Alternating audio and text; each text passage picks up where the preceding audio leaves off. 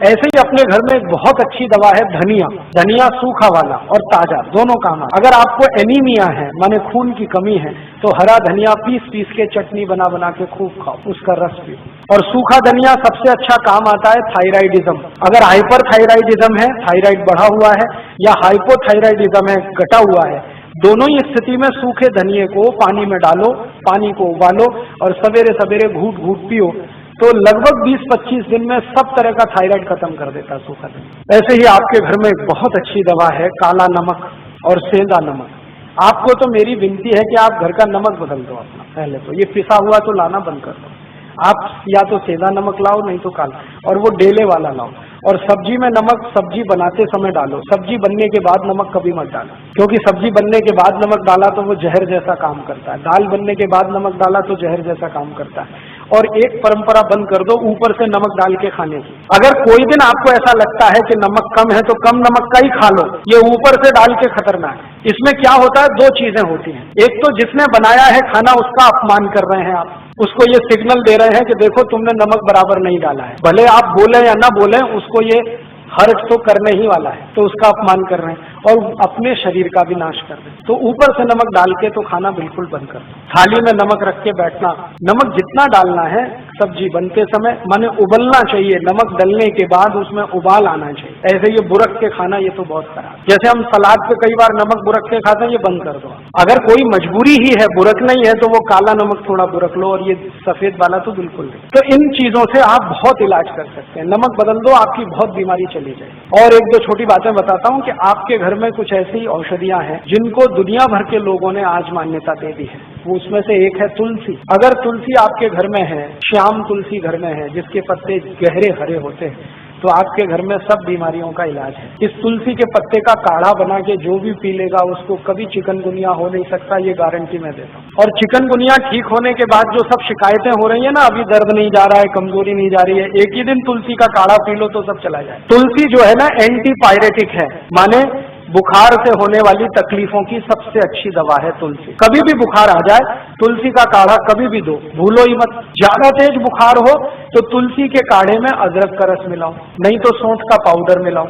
और ज्यादा तेज बुखार है तो इसमें पीपर मिलाओ, छोटी पीपर मिलाओ। और ज्यादा तेज बुखार है तो नीम की गिलोय मिला लो या नीम के पेड़ की छाल का पाउडर मिला लो।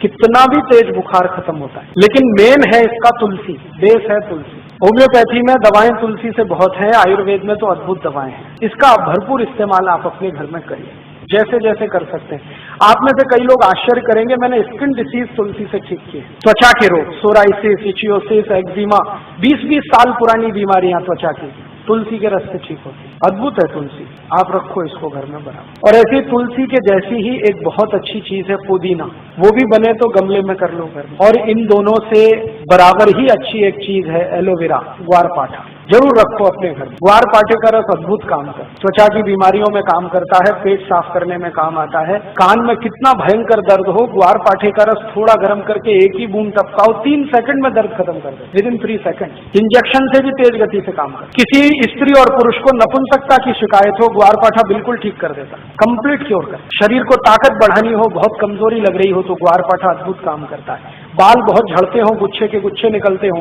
ग्वारपाठे का रस बाल में लगाओ, जैसे तेल लगाते हैं, 1 घंटे के बाद धो लो तो बाल झड़ना बंद करा देता है। बाल ज्यादा काले रखने हैं तो ग्वारपाठा सप्ताह में 1 दिन लगाते ही रहो रस के रूप में, अद्भुत काम करता है। आंखों की रोशनी बढ़ानी हो तो ग्वारपाठे को इस्तेमाल कर सकते हैं, पीने के रूप में ले सकते हैं। बच्चों को फोड़े फुंसियां बहुत होती हैं, 1-1 चम्मच ग्वारपाठे का रस 3-4 दिन पिला दो तो सब फोड़े फुंसियां होना बंद।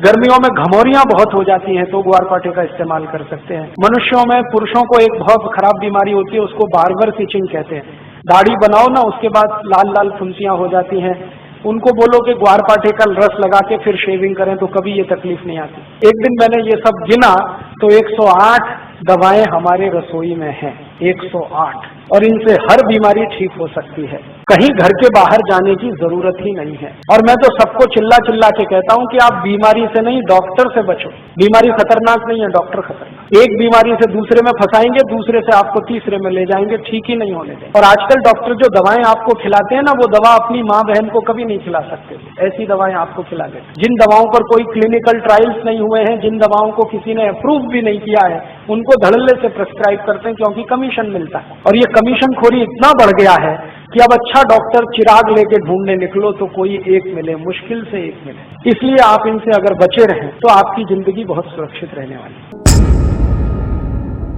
सारे देशभक्त हमारे वीडियो को लाइक, शेयर और हमारे चैनल को सब्सक्राइब करें। जय हिंद।